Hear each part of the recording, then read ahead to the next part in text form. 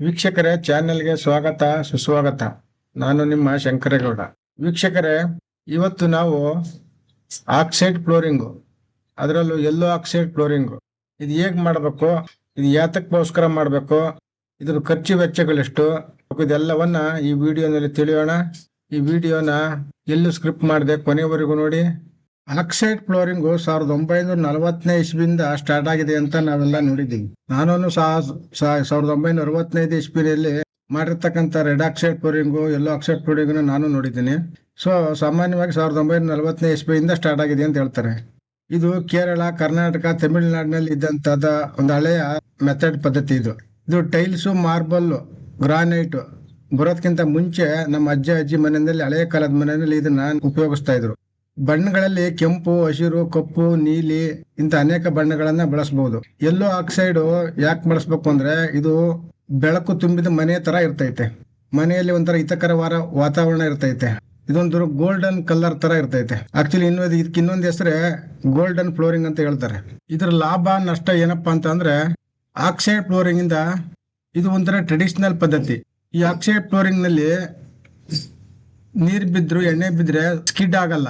ಆದ್ರೆ tiles, granite ಅಲ್ಲಿ skid ಆಗುತ್ತೆ. ಇದು ನಾರ್ಮಲ್ ಟೆಂಪರೇಚರ್ ಇರ್ತೈತೆ. ಆದ್ರೆ ಟೈಲ್ಸು, ಗ್ರಾನೈಟು ಕೋಲ್ಡ್ ಆಗ್ತೈತೆ.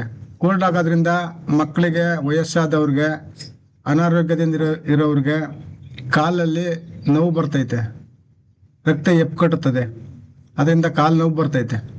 ಆದ್ರೆ ಆಕ್ಸೈಡ್ ಫ್ಲೋರಿಂಗ್ ನಲ್ಲಿ ಆ ರೀತಿ ಯಾವುದೇ ಕೋಲ್ಡ್ ಆಗೋದಿಲ್ಲ, ನಾರ್ಮಲ್ ಟೆಂಪರೇಚರ್ ಇರ್ತೈತೆ. ಇದನ್ನ ಮೇಂಟೆನೆನ್ಸ್ ತುಂಬಾ ಚೀಪ್ ಆಗಿರ್ತೈತೆ. ನಾವು ಜಸ್ಟ್ ಮಾಪ್ ಮಾಡಿದ್ರೆ ಸಾಕು. ಯಾವುದೇ ಆಸಿಡ್ ಬಿದ್ರೂ ಏನು ಆಗಲ್ಲ. ಆದ್ರೆ ಟೈಲ್ಸ್, ಗ್ರಾನೈಟ್ ಅಲ್ಲಿ ಆಸಿಡ್ ಬಿದ್ರೆ ಅದು ಅಲ್ಲಿ ಕಲೆ ಆಗ್ತದೆ, ಅಲ್ಲಿ ರಫ್ ಆಗ್ತೈತೆ, ಅದು ನೋಡ್ಲಿಕ್ಕೆ ಚೆನ್ನಾಗಿರಲ್ಲ. ಅದೇ ಇದ್ರಲ್ಲಿ ಆಸಿಡ್ ಬಿದ್ರೆ ಏನೇ ಇದ್ರು ಏನು ಪ್ರಾಬ್ಲಮ್ ಬರಲ್ಲ. ಆಮೇಲೆ ಟೈಲ್ಸ್, ಗ್ರಾನೈಟ್ ಇವಕ್ಕೆ ನಾವು ರೇಟ್ ಕಂಪೇರ್ ಮಾಡಿದ್ರೆ ಆಕ್ಸೈಡ್ ಫ್ಲೋರಿಂಗು ತುಂಬಾ ಕಡಿಮೆ ಖರ್ಚಲ್ಲಿ ಫ್ಲೋರಿಂಗ್ ಮಾಡಬಹುದು. ಇದು ನೋಡ್ಲಿಕ್ಕೂ ಚೆನ್ನಾಗಿರುತ್ತೆ, ಲಾಂಗ್ ಲೈಫ್ ಬರುತ್ತೆ. ಕಡಿಮೆ ಅಂತ ಅಂದ್ರೆ 70-80 ವರ್ಷ ಏನಾಗೋದಿಲ್ಲ. ಇದು ಎಷ್ಟು ನಾವು ಯೂಸ್ ಮಾಡ್ತೀವಿ ಅಷ್ಟು ಇದು ಒಳಗ್ ಬರ್ತೈತೆ. ಕೆಲವೊಬ್ರು ಇದನ್ನ ತೋಟದ ಮನೆಗಳಲ್ಲಿ, ಫಾರ್ಮ್ ಹೌಸ್ ಇದೆಯಲ್ಲ, ಅಲ್ಲಿ ಇದನ್ನ ಹಾಕ್ಸ್ಕೊಳ್ತಾರೆ ಆಕ್ಸೈಡ್ ಫ್ಲೋರಿಂಗ್ ನ. ಆದ್ರೆ ಇವ್ರು ಹೋಗೋದು ವಾರಕ್ಕೋ ಇಲ್ಲ ತಿಂಗಳಿಗೋ ಒಂದ್ಸರಿ ಹೋಗ್ತಾರೆ, ಒಬ್ರು ಇಬ್ರು. ಆಗ ಅಲ್ಲಿ ಅದನ್ನ ಯೂಸ್ ಮಾಡೋದಿಲ್ಲ. ಆ ಯೂಸ್ ಮಾಡಲಿಲ್ಲ ಅಂದಾಗ ಅದು ಕಲರ್ ಡಿಮ್ ಆಗುತ್ತೆ. ಕಲರ್ ಡಿಮ್ ಆದ್ರೆ ಅದು ನೋಡ್ಲಿಕ್ಕೆ ಒಂಥರ ಚೆನ್ನಾಗಿ ಕಾಣೋದಿಲ್ಲ ಅವಾಗ. ಆದ್ರಿಂದ ಇದನ್ನ ನಾವು ಯಾವತ್ತೂ ಆಕ್ಸೈಡ್ ಫ್ಲೋರಿಂಗ್ ಮಾಡಿಸ್ಕೊಳ್ಳೋರು ಅದನ್ನ ಯೂಸ್ ಮಾಡ್ಬೇಕು. ಹೆಚ್ಚಾಗಿ ಯೂಸ್ ಮಾಡೋದ್ರಿಂದ ಅದು ದಿನ ದಿನ ಅದು ಒಳಪನ್ನು ಹೆಚ್ಚಕ್ಕೆ ಕೊಡ್ತದೆ. ಆಮೇಲೆ ಇದನ್ನ ಆಕ್ಸೈಡ್ ಫ್ಲೋರಿಂಗ್ ಯಾವಾಗಲೂ ಇಂಡೋರ್ ಅಲ್ಲಿ ಇರಬೇಕು. ಅಂದ್ರೆ ಸೂರ್ಯನ ಕಿರಣ ನೇರವಾಗಿ ಅದ್ರ ಮೇಲೆ ಬೀಳಬಾರ್ದು. ಅದ್ರ ಮೇಲೆ ನೇರವಾಗಿ ಬಿದ್ರೆ ಆಗ್ಲೂ ಕಲರ್ ಡಿಮ್ ಆಗುತ್ತೆ, ಫ್ಲೋರಿಂಗ್ ಹಾಳಾಗುತ್ತೆ. ಇದು ಯಾವಾಗಲೂ ಇದು ಇಂಡೋರ್ ಅಲ್ಲಿ ಇರೋ ತರ ನೀವು ಆಕ್ಸೈಡ್ ಫ್ಲೋರಿಂಗ್ ಮಾಡಿಸ್ಕೊಳ್ಳಿ. ಎಲ್ಲೋ ಆಕ್ಸೈಡ್ ಫ್ಲೋರಿಂಗ್ ಮಾಡೋದಕ್ಕಿಂತ ಮೊದಲು ನಾವು ಏನೇನು ಪ್ರಿಪರೇಷನ್ ಮಾಡ್ಕೋಬೇಕು ಅಂದ್ರೆ, yellow oxide powder 1 kg, 1 kg white cement, ಇವೆರಡನ್ನು ಮಿಕ್ಸ್ ಮಾಡಬೇಕು. ನೀಟಾಗಿ ಕೂತ್ಕೊಂಡು ಒಬ್ಬ ಮನುಷ್ಯ 1 ಗಂಟೆ ಎರಡನ್ನು ಉಜ್ಜಬೇಕು, ಇವೆರಡು ಕೈಲಿನಲ್ಲಿ ಹಾಕೊಂಡು. ಅಂದ್ರೆ ಅದು ವೈಟ್ ಸಿಮೆಂಟೇ ಕಾಣಬಾರ್ದು, ಪೂರ್ತಿ ಎಲ್ಲೋ ಕಲರ್ ಬರ್ಬೇಕದು. 1:1 ರೇಷಿಯೋ. ಅದು 1:2 ಹಾಕಬಹುದು. ನಿಮ್ಗೆ ಕಲರ್ ಸ್ವಲ್ಪ ಕಡಿಮೆ ಬೇಕು ಅಂದ್ರೆ 1:2. ಅಂದ್ರೆ 1 kg ಎಲ್ಲೋ ಆಕ್ಸೈಡ್ಗೆ 2 kg ವೈಟ್ ಸಿಮೆಂಟ್ ಹಾಕಿ, ಸ್ವಲ್ಪ ಕಲರ್ ಕಡಿಮೆ ಕಾಣುತ್ತೆ. ನಿಮ್ಗೆ ಹೆಚ್ಚಿಗೆ ಕಲರ್ ಬೇಕು ಅಂದ್ರೆ, ನಿಮ್ಗೆ ಗೋಲ್ಡನ್ ಕಲರ್ ಬೇಕು ಅಂದ್ರೆ 1:1 ಹಾಕಿ, ಆಗ ನಿಮ್ಗೆ ಗೋಲ್ಡನ್ ಕಲರ್ ಸಿಗುತ್ತೆ. ಅದನ್ನ ಚೆನ್ನಾಗಿ ಉಜ್ಜಬೇಕು. ಉಜ್ಜಿ ಅದನ್ನ ಶಿವ್ ಮಾಡ್ಕೊಳ್ಳಿ. ಉಜ್ಜಿ ಆದ್ಮೇಲೆ ಅಂದ್ರೆ ಅದ್ರ ಮೇಲೆ ಅದನ್ನ ನಾವು ಒಂದ್ರಿ ತಗೊಂಡು ಅದು ಒಂದ್ರಾಡ್ಬೇಕು. ಅವಾಗ ನಿಮ್ಗೆ ಅದ್ರ ಮೇಲೆ ಒಂದೊಂದು ಚಿಕ್ಕ ಚಿಕ್ಕ ಕಲ್ಲುಗಳು ಬರ್ತಾವೆ, ಎಲ್ಲ ತೆಗೆದು ಹಾಕ್ಬಿಟ್ಟು ನೀಟಾಗಿ ಒಂದು ಪೌಡರ್ನ ಚೆನ್ನಾಗಿ ಒಂದು ಸಪ್ರೇಟ್ ಇಟ್ಕೊಳ್ಳಿ. ಅದನ್ನ ಇದು ವೈಟ್ ಸಿಮೆಂಟ್ ಲೆಕ್ಕ. ನಿಮ್ಗೆ ಗ್ರೇ ಸಿಮೆಂಟ್ ಅಲ್ಲೂ ಮಾಡ್ಬೋದು ಇದನ್ನ. ಗ್ರೇ ಸಿಮೆಂಟ್ ಅಂದ್ರೆ ಇದು 43 ಗ್ರೇಡ್ 53 ಗ್ರೇಡ್ ಸಿಮೆಂಟ್ ಬರುತ್ತಲ್ಲ, ಇದನ್ನು ನಾವು ಮಿಕ್ಸ್ ಮಾಡ್ಬೋದು. ಅದಕ್ಕೂ ನಾವು 1 kg ಎಲ್ಲೋ ಆಕ್ಸೈಡ್ ಪೌಡ್ರಿಗೆ ಅರ್ಧ kg ಗ್ರೇ ಸಿಮೆಂಟ್ ಹಾಕ್ಬೇಕು. ಅಂದ್ರೆ ಅದಕ್ಕೆ ಕಲರ್ ಅದು ಗ್ರೇ ಇರೋದ್ರಿಂದ ಇದಕ್ಕೆ ಎಲ್ಲೋ ಕಲರ್ನ ಬೇಗ ಅದು ತಿಂದ್ಬಿಡ್ತೈತೆ, ಅಂದ್ರೆ ಕಲರ್ ಕಡಿಮೆ ಕಾಣ್ತದೆ. ಅದಕ್ಕೋಸ್ಕರ ಅದು ಅರ್ಧ kg ಹಾಕೊಳ್ಳಿ ಗ್ರೇ ಸಿಮೆಂಟ್. ಬಟ್ ಅದು ನಿಮ್ಗೆ ಗೋಲ್ಡನ್ ಕಲರ್ ಬರೋದಿಲ್ಲ ಈ ಗ್ರೇ ಕಲರ್ ಸಿಮೆಂಟ್ ಅಲ್ಲಿ. ವೈಟ್ ಸಿಮೆಂಟ್ ಆದ್ರೆ ನಿಮ್ಗೆ ಗೋಲ್ಡನ್ ಕಲರ್ ಬರ್ತೈತೆ. ಅದನ್ನು ಸೇಮ್ ಪ್ರೊಸೀಜರ್ ಇದೇ ತರ ಕೈನಲ್ಲಿ ಉಜ್ಜಿಕೊಂಡು ಅದನ್ನ ಪ್ರಿಪೇರ್ ಎಲ್ಲ ರೆಡಿ ಮಾಡ್ಕೊಂಡು ಅದು ಶಿವ್ ಮಾಡ್ಕೊಂಡು ಇಟ್ಕೋಬೇಕು. 1 kg ವೈಟ್ ಸಿಮೆಂಟು, 1 kg ಎಲ್ಲೋ ಆಕ್ಸೈಡ್ ಪೌಡ್ರು 20-25 ಸ್ಕ್ವೇರ್ ಫೀಟ್ ಬರ್ಬೋದು. ಅಂದ್ರೆ ಅದನ್ನ ಮಿನಿಮಮ್ ನಾವು ಹಾಕುವಂತ ಥಿಕ್ನೆಸ್ 2-3 mm ಇರಬೇಕು. ಜಾಸ್ತಿ ಥಿಕ್ನೆಸ್ ಕೊಟ್ರೆ ಅದು ಸ್ಕಿನ್ ಔಟ್ ಆಗ್ತೈತೆ. 3 mm ಥಿಕ್ನೆಸ್ ಅಲ್ಲಿ ನಾವು ಅದನ್ನ ಹಾಕೊಂಬರ್ಬೇಕು. ಅದರಿಂದ ನಾವು ಇದನ್ನ ಪೌಡ್ರನ್ನ ನಾವು ಎಷ್ಟು ಸ್ಕ್ವೇರ್ ಫೀಟ್ ಬೇಕೋ 1 kg ಪೌಡ್ರು 20 ಸ್ಕ್ವೇರ್ ಫೀಟ್ ಲೆಕ್ಕ ಅಂತ ಇಟ್ಕೊಂಡು ನಿಮ್ಗೆ ಎಷ್ಟು ಸ್ಕ್ವೇರ್ ಫೀಟ್ ಬೇಕೋ ಆ ಸ್ಕ್ವೇರ್ ಫೀಟ್ಗೆ ನೀವು ಮೊದಲು ಮಿಕ್ಸ್ ಮಾಡಿ ಇಟ್ಕೊಳ್ಳಿ. ಒಂದು ದಿವಸ ಮೊದಲೇ ಮಾಡಿ ಇಟ್ಕೊಂಡ್ರೆ ತುಂಬಾ ಒಳ್ಳೇದದು. ಯೆಲ್ಲೋ ಕಲರ್ ಪೌಡ್ರು ಟಾಟಾ ಪೌಡ್ರೇ ಆಗಿರಬೇಕು, ಅಂದ್ರೆ ಟಾಟಾ ಬ್ರ್ಯಾಂಡು. ಬೇರೆ ಬೇರೆ ಬ್ರ್ಯಾಂಡ್ ಅವೆಲ್ಲ ಸಿಗ್ತವೆ, ಅಷ್ಟು ಚೆನ್ನಾಗಿರೋದಿಲ್ಲ. ಟಾಟಾ ಬ್ರ್ಯಾಂಡು ತುಂಬ ಚೆನ್ನಾಗಿರ್ತೈತೆ. ಅದರೊಳಗೂ 1 ವರ್ಷ 2 ವರ್ಷದ ಒಳಗಿರ್ಬೇಕು ಅದು ಮ್ಯಾನುಫ್ಯಾಕ್ಚರ್ ಡೇಟು. ಅದಕ್ಕಿಂತ ಜಾಸ್ತಿ ಆದರೆ ಅದಕ್ಕೆ ಕಲರು ಚೆನ್ನಾಗಿ ಬರೋದಿಲ್ಲ. ಅದರಿಂದ 2 ವರ್ಷದ ಒಳಗಿರ್ತಕ್ಕಂಥ ಒಂದು ಮ್ಯಾನುಫ್ಯಾಕ್ಚರ್ ಡೇಟ್ ತಗೊಳ್ಳಿ. ಅನಂತರ ಸೈಟ್ ಪ್ರಿಪ್ರೇಷನ್ ಹೇಗಿರ್ಬೇಕು ಅಂದರೆ ಹೊಸ ಮನೆ ಹಳೆ ಮನೆ ಎರಡಕ್ಕೂ ಹಾಕ್ಬೋದು. ನಾವು ಹೊಸ ಮನೆ ಹೇಗೆ ಹಾಕ್ಬೇಕು ಅಂದ್ರೆ ಮೊದಲು ನೋಡೋಣ. ಹೊಸ ಮನೆ ಆದರೆ ಪ್ಲಾಸ್ಟರಿಂಗು ಪೇಂಟಿಂಗ್ ಎಲ್ಲ ಮುಗ್ದಿರ್ಬೇಕು, ಖಾಲಿ ಫ್ಲೋರಿಂಗ್ ಮಾತ್ರ ಇರಬೇಕು. ಆ ರೀತಿಯಾಗಿ ನೀವೆಲ್ಲ ಕೆಲಸ ಮುಗಿಸ್ಕೊಂಡು ಲಾಸ್ಟಲ್ಲಿ ಫ್ಲೋರಿಂಗ್ ಮಾಡಬೇಕು. ಫ್ಲೋರಿಂಗ್ ಮಾಡಬೇಕಾದಾಗ ಮೊದಲು ಕಾಂಕ್ರೀಟ್ ಹಾಕೊಳ್ಳಿ, 1-2 ಇಂಚ್ ಸ್ಕ್ರೀಟ್ ಕಾಂಕ್ರೀಟ್ ಅಂತ. ಆ ಸ್ಕ್ರೀಟ್ ಕಾಂಕ್ರೀಟು ಒಂದು 4 ದಿವಸ ಕ್ಯೂರಿಂಗ್ ಮಾಡಿ ಹಾಕಿ ಆದಮೇಲೆ 4 ದಿವಸ ಆದಮೇಲೆ ಅದನ್ನು ನಾವು ಸಿಮೆಂಟ್ ಫ್ಲೋರಿಂಗ್ ಮಾಡ್ತೀವಲ್ಲ ಅದೇ ರೀತಿ ಮಡ್ಡಿ ಹಾಕ್ಕೊಂಡು ಮಾಟ್ರ್ ಹಾಕ್ಕೊಂಡು ನೀವು ಲೆವೆಲ್ ಮಾಡ್ಕೊಂಬನ್ನಿ. ನಿಮ್ಗೆ ಯಾವ ಲೆವೆಲ್ ಬೇಕೋ ಆ ಲೆವೆಲ್ಗೆಲ್ಲ ಉಚ್ಕೊಂಡು ಕರೆಕ್ಟಾಗಿ ಹಾಕೊಂಬನ್ನಿ. ಆನಂತರ ನೀವು ಪೌಡ್ರ್ ಮಿಕ್ಸ್ ಮಾಡಿ ಇಟ್ಕೊಂಡಿರ್ತೀರಲ್ಲ ಅದನ್ನ ಒಂದು ಡ್ರೈ ಪೌಡ್ರನ್ನ, ಡ್ರೈ ಆಗಿರ್ತದಲ್ಲ ನೀರು ಹಾಕೋದ್ಕಿಂತ ಮೊದಲು ಡ್ರೈ ಪೌಡ್ರನ್ನ ನಾವು ಲೆವೆಲ್ ಮಾಡ್ಕೊಂಬಂದಿರ್ತೀವಲ್ಲ ಮಡ್ಡಿನ, ಅದ್ರ ಮೇಲ್ಗಡೆ ಡ್ರೈ ಪೌಡ್ರನ್ನ ಹಾಕೊಂಡು ಉಚ್ಕೊಬರಕ್ಕೆ ಹೇಳಿ.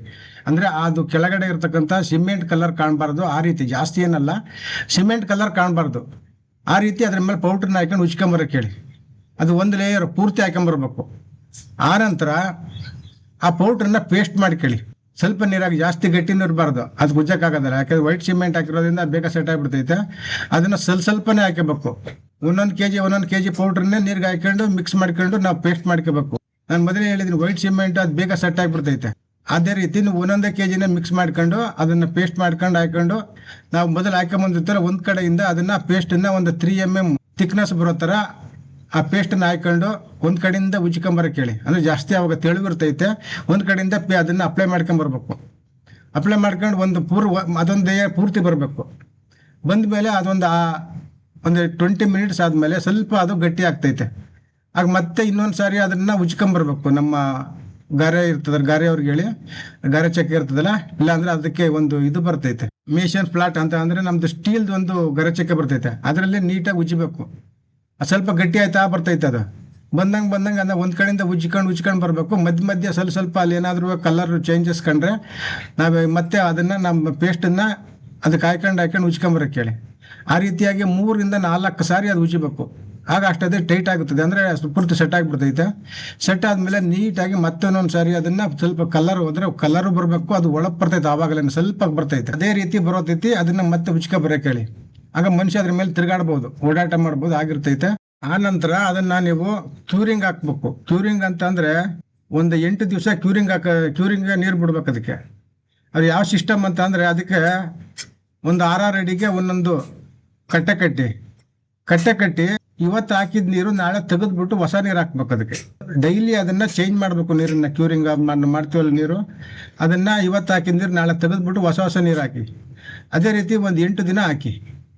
8 ದಿನ ಆದಮೇಲೆ ಅದೆಲ್ಲ ತೆಗೆದ್ಬಿಟ್ಟು 4 ದಿನ ಒಣಗಕ್ಕೆ ಬಿಡಿ. ಅದು ಚೆನ್ನಾಗಿ ಒಣಗಬೇಕದು.